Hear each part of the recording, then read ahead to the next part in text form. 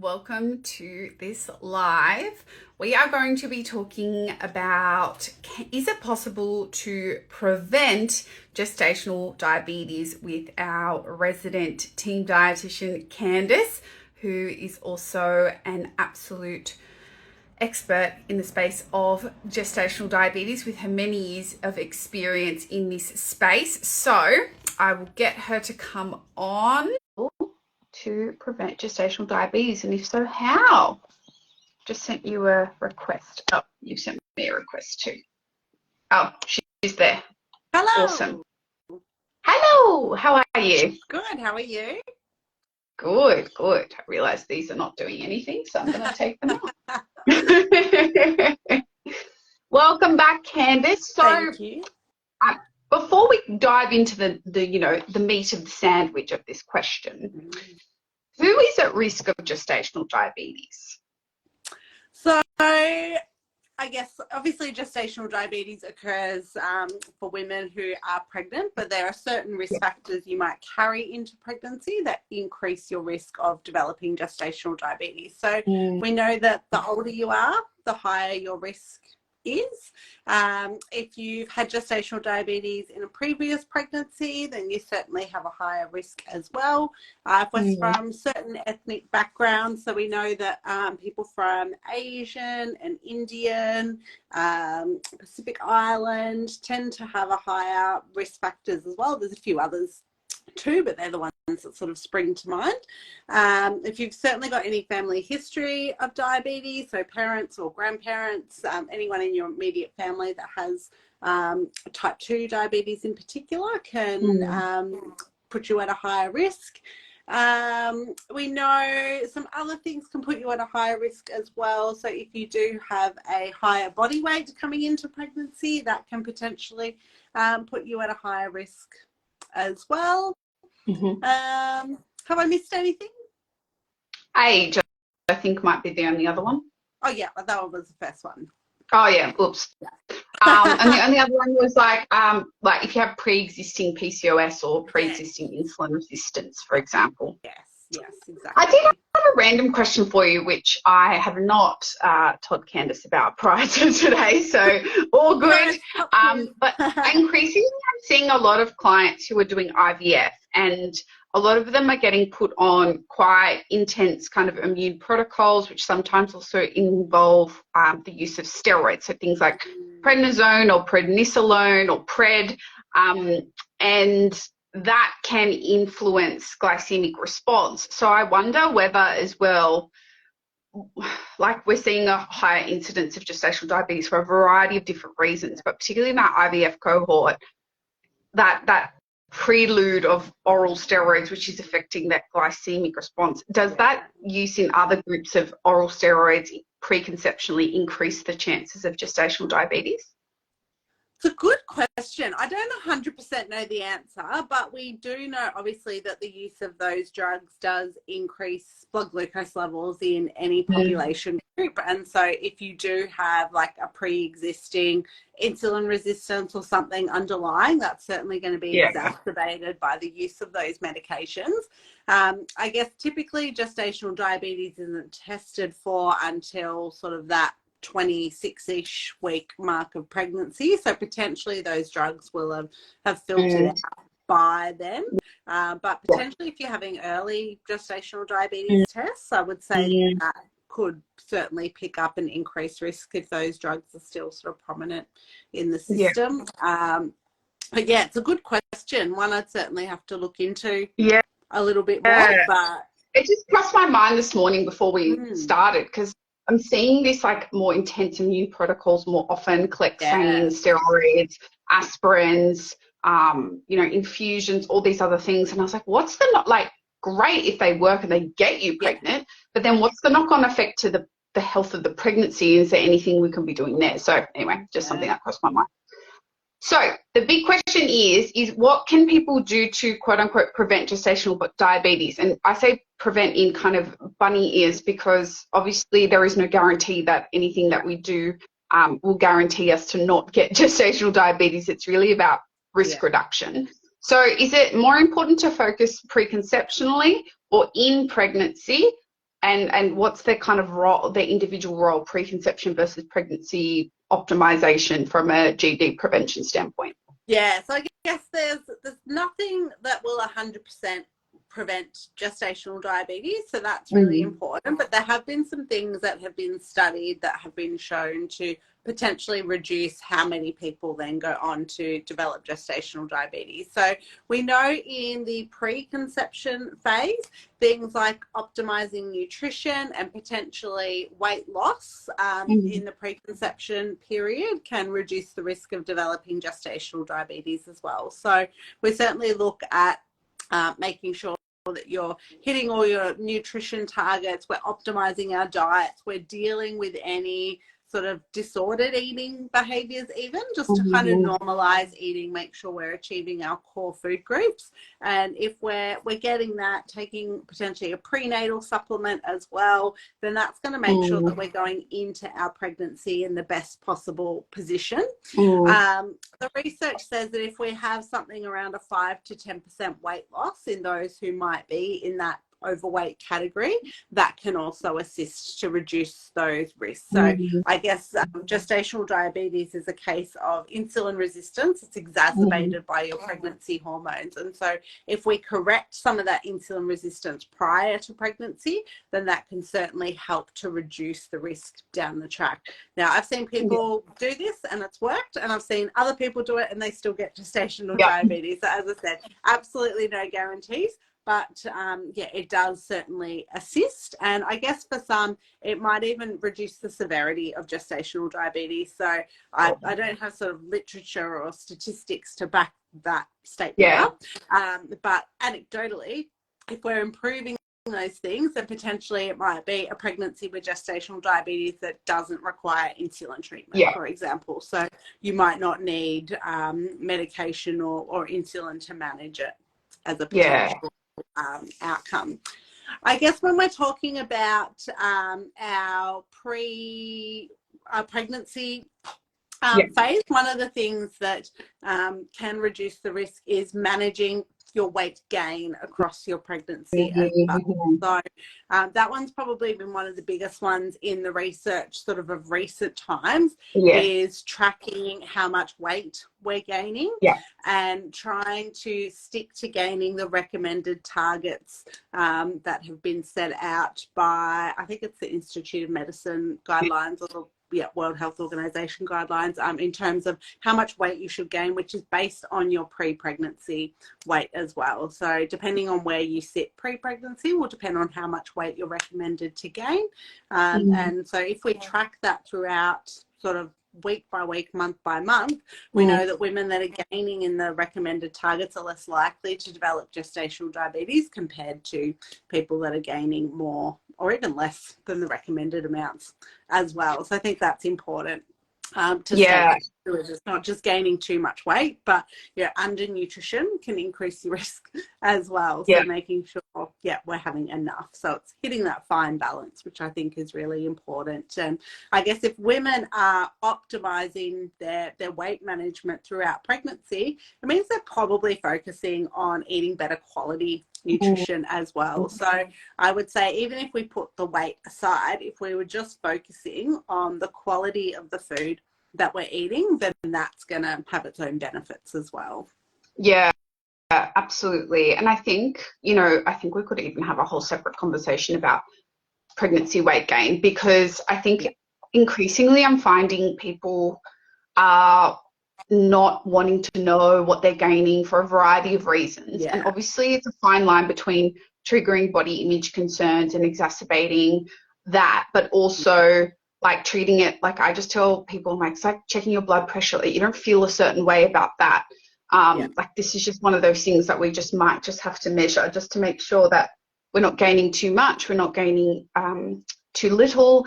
And also, like, you can't wind back the clock. Like, you just keep getting more pregnant as time goes on. So like there's only so much catch up we can possibly do. And certainly you do not, if you're gaining excess gestational weight gain, then there's not like we can like go, oh, well, we'll just lose 5 kilos before this baby comes. Like, you can't do that. So it's really challenging to navigate that. But what the data seems to show is the vast majority of people who are pregnant want to know what that is and want to have guidance around it. But the vast majority of practitioners aren't providing that guidance because they're fearful about talking about weight. Yeah.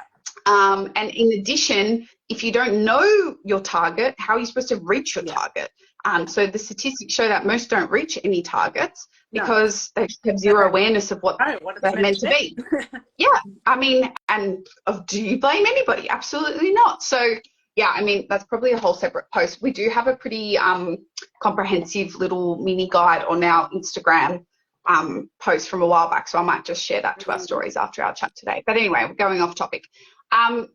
The other question that we get a lot about GD is, what should I do the day before or the day of the oral glucose tolerance test to get a result that shows that I don't have GD?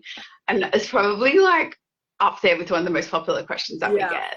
So what is your expert advice, Candice, having seen probably thousands of people do this test before? I've seen people do it all. I recently had a client actually who ate a box of 6 donuts the night before her test, and she swears that's the reason why her fasting came up elevated. And in that instance, it's potentially true. It's potentially true, because the fat content would just like make that delay so long in the eye. Yeah, so I would recommend not having a binge the night before, because you think you might get diagnosed with gestational diabetes. So I would recommend just like normal eating. So I think some women try to cut carbohydrates out, and I don't think that's a good strategy at all. I think sometimes what I see with women who are cutting carbohydrates out and then they're getting this big glucose load is that they actually respond worse to it. Anyway, so I think just making sure we're trying to follow that normal eating pattern is really important, and not trying to manipulate the results. So I'd say don't undereat, don't overeat, just try and focus on kind of normal eating the day before. Like, gestational diabetes is not something that's just gonna pop up out of the blue unless you've done something like quite extreme, like eat a huge box of donuts. That might potentially but I need to retest that one. And it's essentially a bit of a stress test. So we're putting your body under a huge load of glucose, which you normally probably wouldn't eat in your day-to-day life anyway. And so I think it's just really important to make sure that you just do what you normally do and just let the test results tell us what the deal is. Because if it does come back as positive, it's not, it's certainly, it's quite disheartening for a lot of women, and it's a lot more work in your pregnancy, but it's better for you and it's better for your baby if we know that this is a potential problem, and then we can monitor and address it. So rather than trying to avoid it, I think that's really important. I guess and for your long-term health too, like as well. Like, but this is also a sign, and we talked about this in our last training about gestational diabetes. Like, this is a sign that something that could come up for you later in your own life. So I think that's really important as well. Is like, and I've said this before, like, pregnancy is a bit of a stress test. So whatever's going to come up may be something that you need to pay more attention to for your own future health, whether it be preeclampsia and the risk of heart disease, whether it be gestational diabetes and type 2 diabetes. So you don't want to avoid it and rig it and then not find out, and then have uncontrolled high blood glucose levels in the last trimester, and then have complications with your baby and find out later, so that's not ideal. So definitely don't rig the test. Like, don't. A, you can't, but like, but B, like, don't even attempt. Like, it's only there to protect you and your baby. It's not there to catch you out and we're like dying for you to have GD, because then there's work for us to do. Like, that's not what we're here for. So ultimately everyone's there to kind of protect you and your baby. So definitely. Sorry, I cut you off. What were you saying? The only other thing I was going to say is just, I guess, in relation to the fasting time. So the amount of time you're not eating prior to your test can make a difference to what your results say as well. So I normally recommend sort of a rough 10-hour fast as opposed to a 12+ hour fast prior to your test, just because if you are fasting for a prolonged period of time, that can make your fasting level more likely to be elevated, to be high. as well. So, you know, having like, you know, a yogurt or a glass of milk or something before bed prior to that, and then just getting up, doing your normal thing that you're recommended to do prior to your test. So obviously you're not eating anything, and then going to have that done. And you'll be guided by your pathology to not move and not drink much water. And don't warm it up. Yeah, absolutely. I think on that note, I think one of the other things that comes up with the test itself is that, you know, that it is a big glucose load of 75 grams of glucose, and that it's in a liquid form, and like I would never drink, you know, 2 bottles of regular Coke or regular lemonade. Like, how is this representative? Like, if I just eat my normal diet, I would be fine. So I think like I often have that conversation with clients who are newly diagnosed, who are kind of like maybe feeling a bit angry or a bit upset about that news. And ultimately that test is designed to stress the system, because that's ultimately what the next trimester is going to do anyway, because your insulin demands are going to rise. So even though it's not representative of what your normal diet would be in terms of the glucose type and the load, that doesn't matter. It's a standardized test, it's a test environment, and that's ideally what we want to see, is that your body can cope with that. And if it can't, then that's telling us something. We need to actually look at this further and take action. And for some people, and I've seen this certainly happen, where, you know, I was just borderline on, you know, one metric at an hour or 2 hours or whatever. But then, you know, once we start then monitoring their blood glucose levels and their normal diet, you start to see, oh, this is actually, we've got work to do here. Like, and it always comes as a bit of a shock to them, like, whoa, I had no idea, because none of us are walking around with, unless maybe you've got a CGM, if you've got type 1 diabetes, like not many people are walking around with, you know, constant data and information about blood glucose levels. And honestly, I don't think we should. I think it's too much information for most people. And so I think that that's a bit of a like a ooh moment. So to anyone who's watching this, is like, oh, but it's just like an artificial thing where like they're trying to see, yes, but there's a really good reason for that. And I think it's important not to overly question the validity of the test and get too hung up in that, and kind of move into that action mode. Did you have anything to add on that, Candice, from your experience in terms of like the test and why it is the way it is? Yeah, like I see a lot of women who are, they're quite upset if they've got like one marker that's like 0.1 above where it should be. But, you know, it's inconvenient, but just having the tools then to monitor your sugar levels and make sure it's all good is certainly worthwhile. So, for some women, they will monitor and everything will be great. And it's like, well, I don't really have gestational diabetes, but you have been diagnosed with it, and therefore we need to check and make sure. And if we then have those checkpoints, then we can do something about it if it is a problem. And if it isn't a problem, then that's great. We just go on continuing to do what we're doing. So I think it's just important to look at it for what it is. And it's just, right, this is a way of screening to make sure I'm keeping myself and my baby safe for the remainder of the pregnancy, and look at it that way, rather than it being, something that's kind of attacking what you're doing in your day-to-day. And I mean, I can think of so many medical situations that are similar to that. Like, we go for cervical screening tests, or formerly known as pap smear. You know, a lot of people's comes up as, having a positive, and then you have to go do another procedure. Before then we start to get worried about things like cervical cancer and this and that. And so it's designed to catch any potential issue. And so sometimes it is going to ultimately catch some people that maybe don't have that much of an issue, but it will also catch people that do have a big issue. And so that's that sliding spectrum. Or even I'm thinking of like things like asthma. There's heaps of people that have asthma on their medical history, but they don't use a puffer every day. They don't carry a puffer with them. But if you present to emergency and, you're having trouble breathing, that asthma becomes a lot more relevant in that context. So it's kind of like that. It's designed to kind of ensure that the safety of you and your baby are the top priority. Yeah. So, Candice, ultimately, let's answer the question. Can you prevent gestational diabetes? I guess probably no, but to a degree, you've got some control over it. Yeah. And so I would say if you know that you have any of those risk factors, whether they're the modifiable risk factors or the non-modifiable risk factors, if you then take the opportunity pre-pregnancy to optimize your nutrition, optimize your weight, that's going to put you at a lower risk. So I would say we can't prevent it, but we can reduce the risk of developing it. Yeah.